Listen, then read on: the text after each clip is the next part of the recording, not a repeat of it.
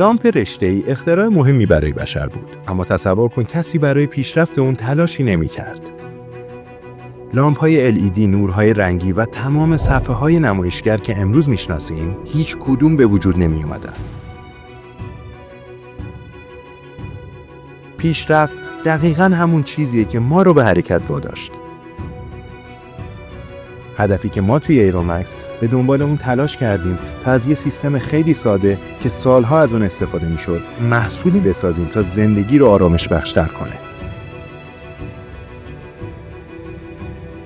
کولر آبی هوشمند محصولیه که به کمک تغییرات کارآمدی که روی کولرهای آبی سنتی انجام شده، پاسخ به نیاز تهویه مطبوع رو باز تعریف کرده.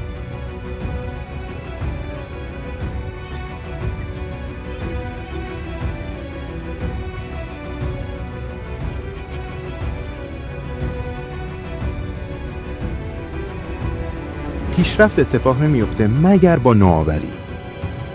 توی دنیایی که هر لحظه در حال تغییر و فناوری توش حرف اول رو میزنه، باید به روز بود. نوآوری و خلاقیت از جمله ارزش‌های ایرومکسه که باعث میشه بتونیم همگام با دنیای امروز حرکت کنیم. همین به روز بودنه که به ما اجازه میده تا گستره وسیعی از نیازهای شما رو پاسخ بدیم.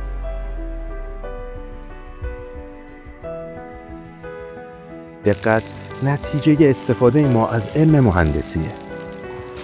ما در ایرومکس با استفاده از علم روز دنیا و تازه ترین متدها و تجهیزات تلاش میکنیم تا محصولی مدرن رو برای زندگی مدرن خلق کنیم.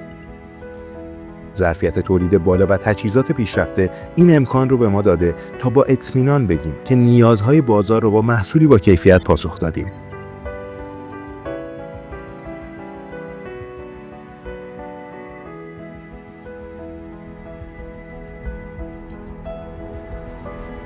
کیفیتی بی‌نظیر که اعتماد رو توی ذهن مشتریان ما ساخته. این اعتماد چیزی نیست جز پاداش حساسیت ما. حساسیت روی رضایت مصرف کننده. حساسیتی که به صورت موشکافانه‌ای توی واحدهای کنترل کیفیت ایرومکس در جریانه تا بهترین تجربه رو برای شما رقم بزنه. تمام این موارد خلاصه میشه توی یک کلمه: کیفیت.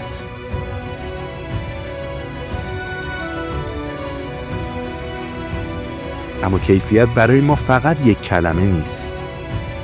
تعهد ما به شماست. تعهدی که تک تک مهندسین و تکنسین های ما با دقت به جزئیات باعث میشن تا تجربه آسایش و راحتی رو برای شما بسازن. محصولی از دل فناوری و برای آینده.